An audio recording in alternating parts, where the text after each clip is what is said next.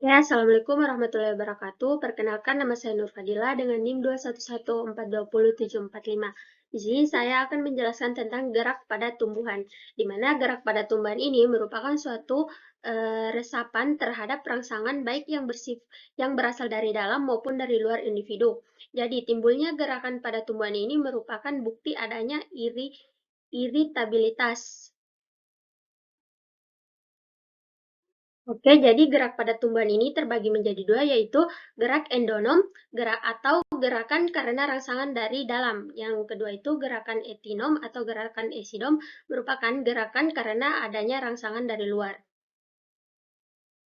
Oke, lanjut. Yang pertama, gerakan endonom, di mana gerakan endonom ini adalah gerakan tumbuhan yang disebabkan oleh rangsangan atau faktor-faktor yang berasal dari dalam tubuh tumbuhan itu sendiri.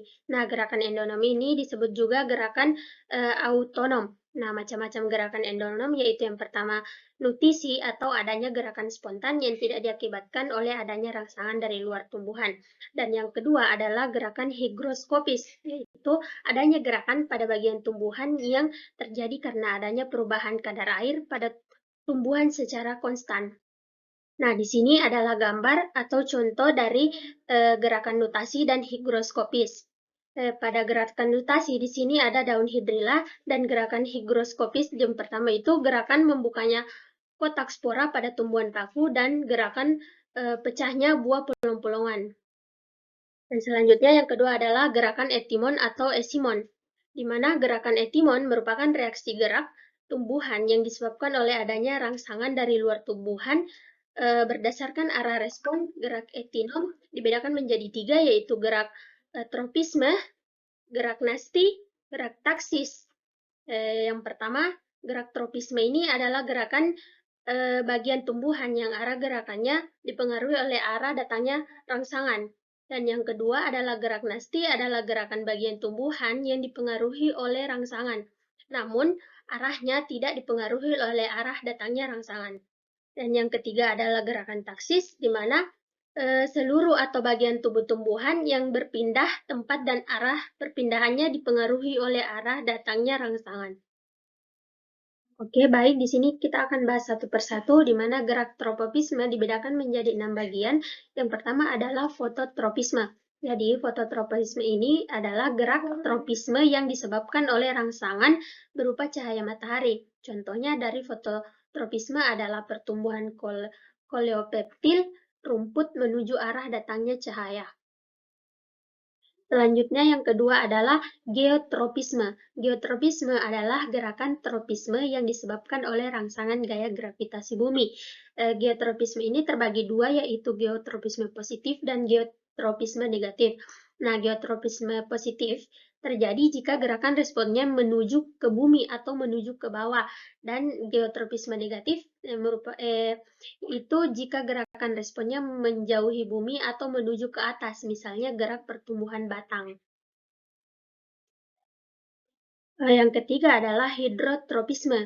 Hidrotropisme ini adalah gerakan tropisme yang disebabkan adanya rangsangan berupa air atau gerak akar tumbuh selalu menuju ke tempat yang basah atau berair, misalnya gerakan akar kaktus untuk mencari air. Yang keempat adalah gerakan kemotropisme. Gerakan kemotropisme adalah gerakan tropisme yang disebabkan adanya rangsangan berupa zat kimia, misalnya gerakan akar yang menuju unsur hara atau pupuk dalam tanah. Dan pergerakan yang kelima adalah pigmotropisme, adalah pergerakan pertumbuhan sel tanaman yang dirangsang oleh sentuhan.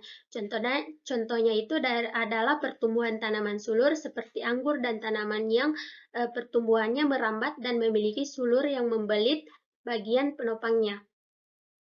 Dan selanjutnya adalah termotropisme, adalah pergerakan pertumbuhan tanaman yang dipengaruhi oleh rangsangan berupa panas atau perubahan panas. Salah satu contohnya adalah pertumbuhan daun tanaman rhododendron yang dapat menjadi keriting dan menunduk ke bawah apabila suhu lingkungan mencapai -1°C. Dan yang terakhir adalah skototropisme. Dalam bahasa Yunani merupakan skotot, berarti kegelapan dan Kekelaman adalah pergerakan tumbuhan ke arah kegelapan.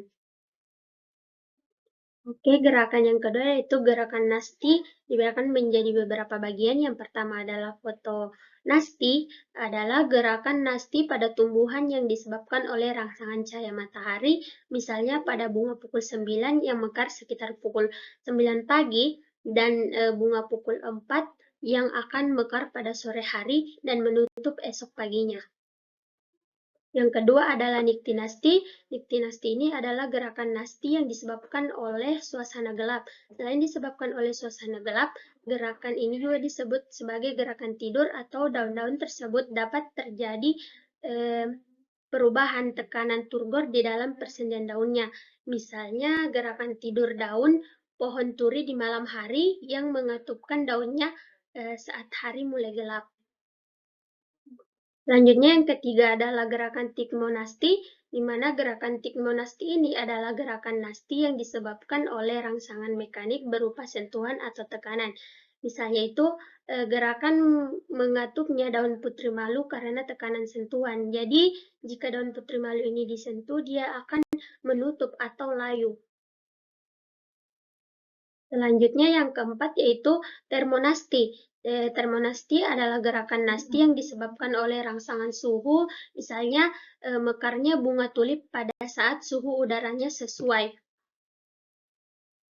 Selanjutnya yang kelima yaitu heptonasti, di mana heptonasti ini adalah gerakan nasti yang terjadi pada tumbuhan insektivora yang disebabkan oleh sentuhan serangga, misalnya menutupnya daun tanaman kantung semar dan Venus ketika bersentuhan dengan serangga kecil. Jika seekor serangga mendarat di permukaan daun, maka serangga tersebut akan terperangkap dan tidak dapat keluar. Selanjutnya yang terakhir yaitu nasti kompleks, di mana nasti kompleks ini adalah gerak nasti yang disebabkan oleh beberapa faktor sekaligus. Rangsangan yang diterima dapat berupa cahaya matahari, suhu, air, dan zat kimia. Contohnya gerakan nasti kompleks ini adalah gerakan membuka dan menutupnya stomata. Selanjutnya, gerakan yang terakhir adalah gerakan taksis, dibedakan menjadi dua bagian. Yang pertama adalah fototaksis, di mana fototaksis ini adalah gerakan taksis yang disebabkan oleh adanya rangsangan berupa cahaya, misalnya klorofil atau zat hijau daun yang bergerak menuju arah datangnya matahari atau cahaya matahari. Dan gerakan yang kedua yaitu komotaksis, di mana komotaksis adalah gerakan taksis yang disebabkan oleh rangsangan berupa zat kimia, misalnya spermatozoa yang bergerak menuju sel telur pada peristiwa pembuahan metagenesis tumbuhan lumut. Sel telur atau ovum mengeluarkan zat kimia berupa gula dan protein yang dapat merangsang spermatozoa untuk bergerak mendekatinya. Baik, mungkin itu saja yang dapat saya sampaikan atau pemaparan materi dari saya. Lebih dan kurangnya mohon dimaafkan. Wassalamualaikum warahmatullahi wabarakatuh.